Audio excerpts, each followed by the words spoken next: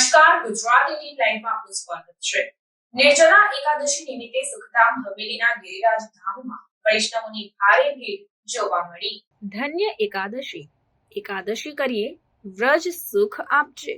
સુખધામ હવેલીના ગિરિરાજ ધામમાં નિર્જલા એકાદશી, ભીમ એકાદશી, પાંડવ એકાદશી તરીકે ઓળખાતા નિર્જલા એકાદશી વૈષ્ણવોની પ્રભુ શ્રી ગોવર્ધનને દૂધની ધારા કરવા માટે ભારે ધસારો જોવા મળ્યો। વૈષ્ણવોના સાક્ષાતમાં યમુના સ્વરૂપમાં અંબાજી, વૈષ્ણવોના સરકાર તૃતીય પીઠાધીશ્વર કાંકરોલી નરેશ પૂજ્યપાદ ગોસ્વામી 108 શ્રી ડોક્ટર વાગીશ કુમારજી મહારાજ કાંકરોલી, યુવરાજો પૂજ્ય શ્રી વેદાંત કુમારજી મહોદય, પૂજ્ય સિદ્ધાંત કુમારજી મહોદયના આશીર્વાદ દ્વારા નિર્જલા એકાદશી એટલે પુષ્ટિ સંપ્રદાયમાં નિર્જલા એટલે કે પાણી પણ ન પીવું, નકોરડો ઉપવાસ કરવો। આ એકાદશી પાંડવોમાં ભીમે કરેલી એટલે તેનું બીજું નામ ભીમ 11 પાંડવ એકાદશી તરીકે પણ ઓળખાય છે।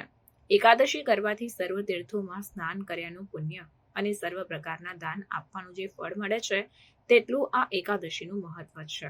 મનુષ્યને આધિ વ્યાધિ ઉપાધિથી ત્રસ્તથી ઉગારે છે। આ ઉપવાસ અમૃત સમાન છે, કેમ કે સુખધામ હવેલી ખાતે ગિરિરાજ ધરણ શ્રીજી તુમ્હારે શરણ એમ ગિરિરાજ ધામની પરિક્રમા કરતા વૈષ્ણવો 84 કોશ વ્રજની પરિક્રમા કરતા હોય તેવો માહોલ સર્જાયો હતો। જતીપુરામાં પ્રભુ શ્રી ગોવર્ધનને સુખધામના ગિરિરાજ ધામમાં એમ દૂધની ધારા કરવા માટે વૈષ્ણવોની કતારો જામી હતી।